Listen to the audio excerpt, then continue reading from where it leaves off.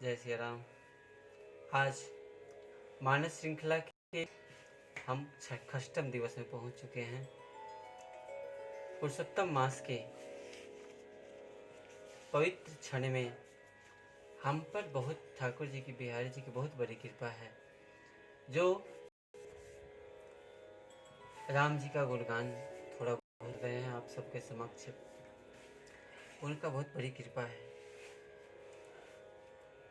कहते हैं रामचरितमानस में आगे इस विश्राम में कि आप देखें, राम जी का अवतार बाद में होता है, उनके अवतार की कथा बाद में आती है, लेकिन पहले बाबा शिव जब राम कथा कर रहे हैं तो पहले रावण का जन्म हो जाता है। ये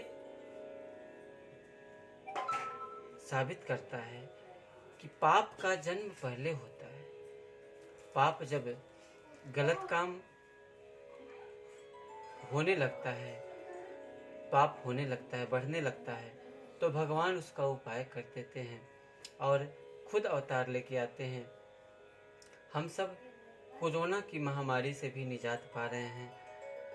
ये अलग बात है कि अपनी अपनी अलग अलग विपदा है। एक ठाकुर जी की कृपा है, कुछ दुख भी तकलीफ भी हो तो उसमें ठाकुर जी की कृपा ही समझना चाहिए। अतः हम समझे कि दुष्टता का, पाप का पहले जन्म हो जाता है, पापी का। कहते हैं बाबा तुलसीदास जी कि रावण का अवतार, रावण भी अवतार हुआ है। वही जो 5वां कारण बताए, उसमें कहते हैं कि जो अरिमर्दन है वही छोटा भाई जो अरिमर्दन था कुंभकर्ण बना है। बड़ा भाई प्रताप भानु जो रावण बना है। रावण 10 सिर है रावण के, 20 भुजाएं हैं, बहुत बड़ा नाम है। जब चलता है तो धरती डोलती है। और सचिव के रूप में जो धर्म रुचि थे, विभीषण जी के जन्म में आए। विभीषण जी के रूप में रावण वरदान मांगता है ब्रह्मा जी से, जब करता है तब करता है, बहुत बड़ी तपस्या करता है। ब्रह्मा जी से वरदान मांगता है, ब्रह्मा जी से कहता है, हे ब्रह्मा जी सामने आते हैं, एवं मस्तु वर मांगो, क्या चाहिए परम रुहु। रावण कहता है कि हमको वरदान चाहिए कि हम कभी मरे नहीं। ब्रह्मा जी कहते ये तो मुश्किल है, मरना तो सबको पड़ता है, जो आए हैं सो गए जगत से, रावण रहे न राम रहे, तो तुम कैसे रहोगे भाई। तो कुछ और बताइए कि हम किसी के मारने से नहीं मरे, वैसा नहीं होगा, मरना पड़ेगा, कोई ना कोई तो कारण बनेगा। तो ठीक है, रावण उस समय कमजोर समझे, इस पे बहुत ही कारण है संतों का। कहते हैं कि बानर मनुज जाति दुई मारे। ठीक है प्रभु, जब मारेगा ही, अवश्य मरना होगा, तो या तो बानर मारे हमको या फिर कोई मनुष्य मारे।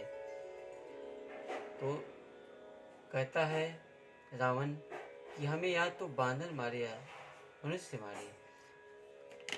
रावण कहता है कि मनुष्य किसी को रहने ही नहीं देंगे, सबको भ्रष्ट कर देंगे। और विस्तार जब करने लगता है अपने संसार में, अपने राज्य में, तो कहता है कि अनीति करने लगता है। जहाँ यज्ञ होती है तहाँ मेघनाथ को बोलता है, जाओ सब साधु संत के डिस्टर्ब कर दो, सबका यज्ञ भ्रंश कर दो, उसमें हड्डी डाल दो, बैर बढ़ाओ, दुश्मन से दुश्मनी करो। कुंभकर्ण से कहते हैं ब्रह्मा जी तुम वरदान मांगो। कुंभकर्ण भी तपस्या कर रहा था, तीनों भाई तपस्या कर रहे थे। कुंभकर्ण कहता है कि बहुत देर से सोच रहा था कि मैं तो मांगूंगा कि हमको 6 महीना जगूं और 1 दिन सोऊं। 6 महीना जगूंगा तो खूब खाऊंगा, खूब मस्ती से रहूंगा, खूब अति करूंगा, कोई बोलने वाला नहीं रहेगा। तो देवताओं के कहने पर सरस्वती उसके जीभ पर वास करती हैं ब्रह्मा जी सोचते हैं कि अगर ये 6 महीना जगेगा तो जितना मैं बनाऊंगा एक दिन में, सब 6 महीना में बनाऊंगा, एक ही दिन में चौपट कर देगा। तो इस तरह से संसार सब चौपट हो जाएगा, खत्म हो जाएगा। तो सरस्वती, ब्रह्मा जी के कहने पर सरस्वती उसके जिह्वा पे विराजती हैं और उल्टा बोला जाता है, उससे उल्टा कहा जाता है। कहता है कि 6 महीना के जगों के बजाय 6 महीना नींद मांग लेता है, 6 महीना नींद मांग लेता है और एक दिन जगू, ऐसा कहता है। ब्रह्मा जी कहते एवं मस्तु। तो कहता है कुंभकर्ण, नहीं फिर से मांगूंगा प्रभु, हम गलती हो गई, मिस्टेक, आज के भाषा में कहे तो मिस्टेक हो गई। वो कहता है कुंभकर्ण की मिस्टेक हुई, फिर से मांगूंगा प्रभु। ब्रह्मा जी बोले कि अब क्या, अब तो संभव नहीं, फिर से मांगना है तो फिर से वरदान, फिर से जप करो, फिर से तपस्या करो, फिर वरदान देंगे। तो सभी जानते हैं तब से वो 6 महीना सोता था कुंभकर्ण, एक दिन के लिए जगता था, एक दिन उसका खाने पीने और मस्ती करने में बीत जाता था और फिर ना आज तक तपस्या किया, नहीं वरदान मांगा। तीसरा भाई जब कर रहा था, सबसे छोटा विभीषण जी मांगते हैं। विभीषण जी के पास जाके ब्रह्मा जी कहते हैं कि मांगो वर, पुत्र, वहाँ पुत्र संबोधन किए हैं कि वर मांगो पुत्र। विभीषण जी कहते हैं कि भगवान की चरण पद कमल का अनुराग मिले हमको, उनकी भक्ति मिले, हमें और कुछ नहीं चाहिए। ब्रह्मा जी वरदान दे देते हैं। वरदान पाकर रावण बहुत ही अति करता है। देखिए, भगवान में हमारा विश्वास होना बहुत जरूरी है। जब तक विश्वास नहीं होगा तब तक हम कुछ प्राप्त नहीं कर सकते।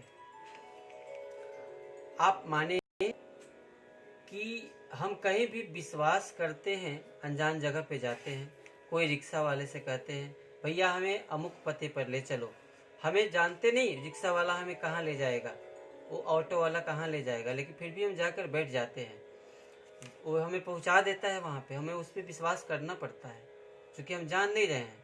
फलना गली फलना मोहल्ला में भैया ले चलो, वो हमें वहाँ पहुँचा देता है, फिर हम भाड़ा दे देते हैं। विश्वास करना पड़ता है हमें पहुँचने के लिए, भगवान के धाम को पहुँचने के लिए आप प्रभु पे विश्वास नहीं कर सकते। उस मोक्ष की प्राप्ति के लिए अगर हमें प्रभु को पाना है तो प्यार में मिलेगा। प्यार कहाँ मिलेगा? प्रीति विश्वास से ही जगेगी, बिना विश्वास के कुछ संभव नहीं है। अच्छा बताइए, हम जाकर एक आदमी के सामने बैठ जाते हैं, आंख बंद कर लेते हैं आराम से, और उस आदमी बगल में खड़ा रहता है, वो आदमी के हाथ में छुरा है, बहुत तेज छुरा है, मार दे तो गर्दन कट जाए, लेकिन हम विश्वास से आंख बंद कर लेते हैं। सैलून में जाते हैं तो हम जानते हैं कि वो जो बार्बर है हमारा गर्दन नजेटी नहीं काटेगा, जब भी दाढ़ी ही बनाएगा, हम दाढ़ी साफ करने गए हैं तो विश्वास करते हैं उस पर, थोड़ी हमारे चेहरे की गंदगी को साफ कर देती है, चेहरा साफ हो जाता है। लेकिन आप सोचे कि जब थोड़ा विश्वास चेहरे की गंदगी को साफ करता है, हम अगर प्रभु परमात्मा श्री राम पे पूर्ण विश्वास करें तो हमें अपनी जीवन की सार्थकता जरूर समझ में आएगी, उनके प्रति प्रीति बढ़ेगी, प्रेम होगा तो प्रभु मिलेंगे। प्रभु को पाने के लिए प्रेम की आवश्यकता है, तभी तो गाते हैं, पाना है यदि प्रभु को तो प्यार में मिलेगा, कन कन में ढूंढो पूरे, कन कन में ढूंढो पूरे, संसार में मिलेगा। पाना है यदि प्रभु को तो प्यार में मिलेगा, पाना यदि प्रभु को तो प्यार में मिलेगा। इसके साथ ही बहुत बहुत धन्यवाद आप सबको, आप सब श्रवण कर रहे हैं और इसी तरह से सुनते रहिए। ठाकुर जी ही बुलवाते, हमसे कहाते हैं, हम कुछ नहीं कर रहे हैं। हम तो सूत्राधार हैं, बस आपके बीच में अपनी बातों को लाते हैं। ठाकुर जी इसी तरह से अपना गुणगान कराते रहें। राम जी की कथा को थोड़ी थोड़ी हम मानस के थोड़ा थोड़ा लेकर उनके कुछ मुख्य बिंदुओं को, मास परायण को आपके समक्ष कहता हूँ। आगे ठाकुर जी अपने चरणों में जगह दें। जय सिया राम, जय सिया।